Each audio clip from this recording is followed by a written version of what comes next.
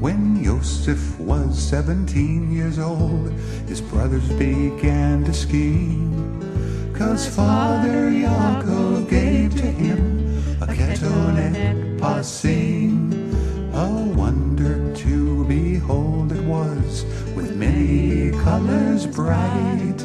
And the moment they laid eyes on it, it became their heart's delight. They said, "Hey, Joe is not the boss of us, and we really don't care for his dreams, and we can't wait to get a hold of his Ketonet Pasim."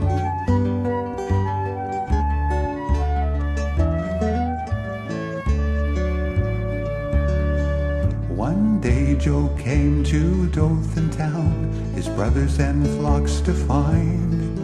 When they saw him coming, they made a plan to tell their dad a lie. Then Reuben begged, "Don't hurt the lad." So this is what they did.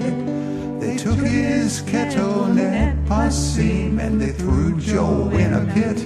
They said, "Hey, Joe is not the boss of us, and we really don't care for his dreams, and we can't wait to get a hold of his Ketonet Pasim."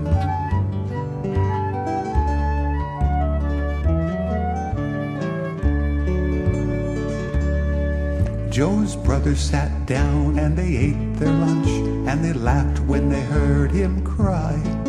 Then Yehuda said, "Let's make a deal with these merchants passing by." So they lifted their brother up out of the pit, and they sold him for Yosef. Then they showed their father how he was slain with the bloody Ketonet Pasim. They said, "Hey, look what we found on our way back home.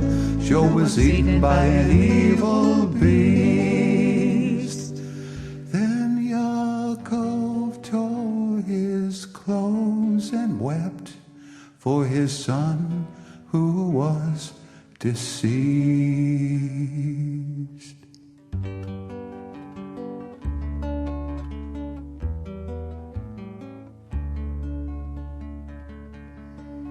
Well, the years passed by and their food ran out, so they traveled down to Mitzrayim. And who should they bow and scrape before but the dreamer of the dreams? Their eyes nearly popped right out of their heads when Joe told them who he was. And the moral of this story is, treat your brother nice, because someday you may be very glad to see your deliverer wear a smile and tell you what you meant for harm, Abba used to save our lives. Yaakov and Joe were together again, so never give up on your dreams. And this is the end to my song about